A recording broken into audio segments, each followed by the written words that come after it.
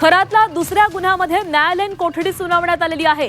खरातला 14 दिवसांची न्यायालयीन कोठडी सुनावण्यात आलेली आहे। खरातला दुसऱ्या गुन्ह्यात न्यायालयीन कोठडी सुनावल्याची महत्त्वाची अपडेट। 21 एप्रिल पर्यंत खरातला आता न्यायालयीन कोठडीमध्ये असावं लागणार आहे। आणि या संदर्भात अधिक बोलणार आहोत आमचे प्रतिनिधी सागर गायकवाड आपल्यासोबत आहेत। सागर, दुसऱ्या गुन्ह्यामध्ये आता खरातला न्यायालयीन कोठडी झालेली आहे। 14 दिवसांची ही न्यायालयीन कोठडी असणार आहे। काय काय घडलं आज कोर्टामध्ये?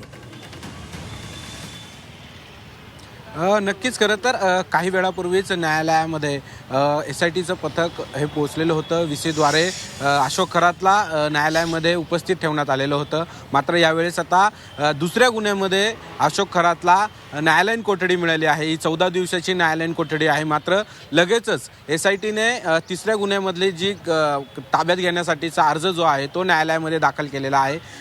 तिसऱ्या गुन्ह्याची जी तपास करण्यासाठी पुन्हा एकदा अशोक खरातला ताब्यात मिळावं याबद्दल SITने न्यायालयाला विनंती केलेली आहे आणि आज ती विनंती मान्य होऊन लगेचच 24 तासामध्ये त्याला पुन्हा एकदा न्यायालयामध्ये हजर करण्यात येणार आहे। खरं तर हा दुसरा जो गुन्हा होता यामध्ये या महिलेचा लैंगिक छळ झालेला होता। त्याचबरोबर ती काही आमिष देखील दाखवले गेलेले होते। यामुळे या सगळ्यांचा तपास जो आहे तो SITचे जे अधिकारी आहेत आयो आहेत त्यांनी केलेला होता। त्यामुळे आता हा SITला या दुसऱ्या गुन्ह्यामध्ये न्यायालयीन कोठडी न्यायालयाने दिलेली आहे। आता तिसऱ्या गुन्ह्यासाठी अशोक खरातला पुन्हा एकदा ताब्यात घेण्याची विनंती SITने केलेली आहे आणि SITने आता SITची जी विनंती आहे ती न्यायालय मान्य करून पुन्हा एकदा ह्या अशोक खरातला तिसऱ्या गुन्ह्यामध्ये पुन्हा एकदा ताब्यात घेणार आहे। या तिसऱ्या गुन्ह्यामध्ये पुन्हा 24 तासाच्या आत कोर्टामध्ये अशोक खरातला हजर करण्यात येणार आहे। म्हणजे उद्या पुन्हा एकदा अशोक खरातला या